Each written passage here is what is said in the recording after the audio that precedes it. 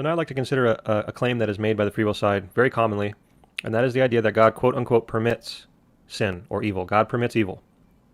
There's a very interesting line of questioning that results from that, and it is once again very rarely considered. The first question I would like to ask is, if you admit that God is permitting something, how can you then also say that he is unwilling that it happen? Isn't unwilling permission a contradiction in terms?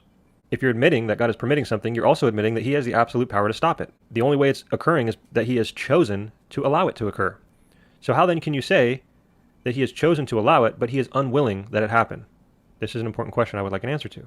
I also find it interesting that if you're going to say, well, God permits evil so that he does not violate free will, why is it okay for us to violate free will when we're going to prevent somebody else from committing an act of evil? It's not just morally acceptable that we violate their free will to prevent evil, it's expected of us. If we do not violate their free will to prevent them from committing evil, we ourselves can be viewed as committing a particular evil, or being an accomplice to whatever crime it is that we have allowed to happen.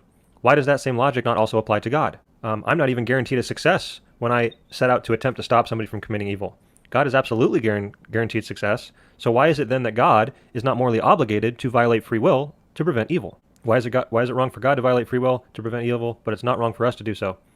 If I were to stand before a judge, and the judge were to say, why did you not stop this man from assaulting this woman when you could have stopped it? And I were to just say, well, obviously, judge, it's because I didn't want to violate their free will. Is that judge going to say, oh, yeah, silly me. That's the ultimate rule of the universe here. Can't violate free will, so okay, you're excused. Of course not. Why then do free will proponents find this to be an acceptable line of thinking when it comes to God? That this do not violate free will rule is some rule that God has to play by, and so it's suddenly now okay for God to allow all sorts of unbelievably terrible evil things that God could have stopped. It just doesn't make much sense.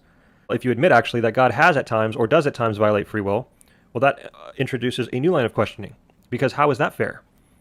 How is it fair that God violates the free will of one person but not another person, right? You're always talking about fairness, and when somebody comes and tries to kill me, they want to murder me, their free will is that I die.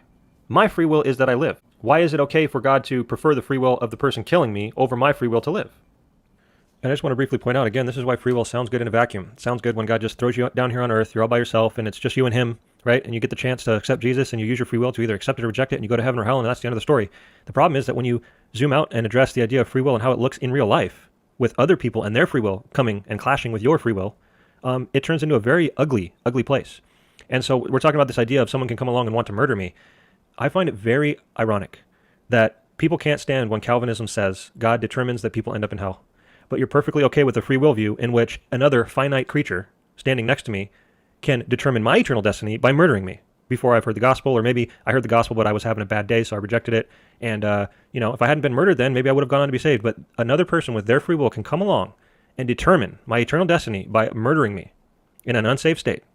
So you have a problem with God the Creator determining your eternal destiny, but or my eternal destiny in this example. You have a problem with God the Creator determining eternal destinies of men. That's just morally unbelievably insane and reprehensible. But you're perfectly okay with other people's free will determining other people's destiny. And God lets it happen. God lets it happen. He could stop it. He could stop that person from murdering me so that I could go on later on to hear the gospel and be saved. But God willingly lets people murder other people in unsafe states and with their free will determine the eternal destinies of other people. And God just stands by and lets it happen.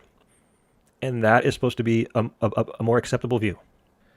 Not only that, but when you go down the road of admitting that God has the absolute power to stop a particular sin, such as someone murdering me, but he chooses not to stop it, when it comes to the ultimate being of God having full power and potential in your particular position and viewpoint, potential control of things if he wants to control them, how is that not God determining that something happened?